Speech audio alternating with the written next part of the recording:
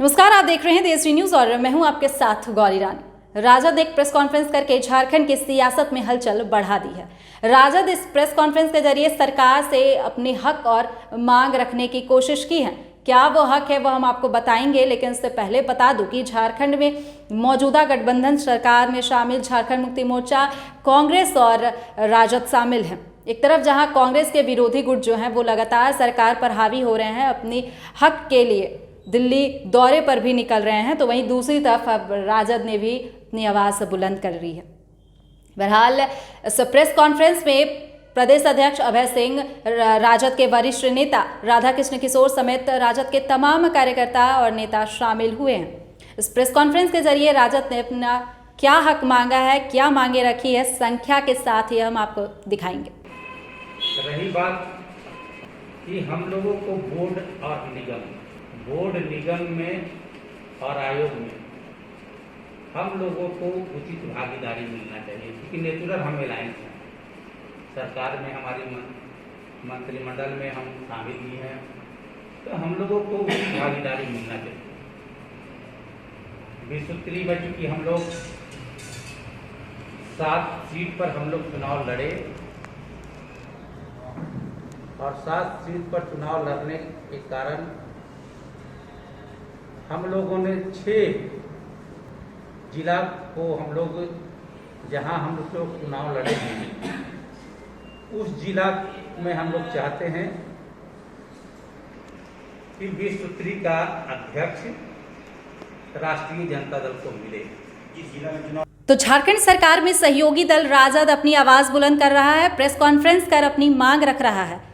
तो जवाब में झारखंड मुक्ति मोर्चा के केंद्रीय महासचिव सुप्रियो भट्टाचार्य ने कहा कि राजद चिंता ना करे, संख्या ना बताए, उनके आकांक्षा से ज्यादा उन्हें मिलेगा। क्या कुछ प्रेस कॉन्फ्रेंस कर केंद्रीय महासचिव सुप्रियो भट्टाचार्य कह रहे हैं, सुनिए। ये हमको लगता है इस राज्य के साथ एकदम सौतेला व्यवहार किया जा रहा है। मैं डे 1 से बार बार ये मांग करता हूं कि आप राज्यों के जनसंख्या अनुसार आप क्यों नहीं पारदर्शी कैलेंडर जारी करते हैं कि किस राज्य को जनसंख्या के अनुपात में कितना वैक्सीन किस तारीख को मिला और अगला कब मिलेगा। सब दूध का दूध और पानी का पानी हो जाएगा। यहाँ के उनके नेता लोग कहते हैं कि व्यवस्था की कमी है। जब वैक्सीन है ही नहीं तो व्यवस्था की कौन सी कमी है। हम तो 3 लाख डोज लगाने को रोज तैयार हैं। हम लोगों को कभी 20,000 कभी 25,000 पूरे राज्य के लिए डोज मिलता। लानत है जब यहाँ पर कोई बातें अब इनके पास रह नहीं गई।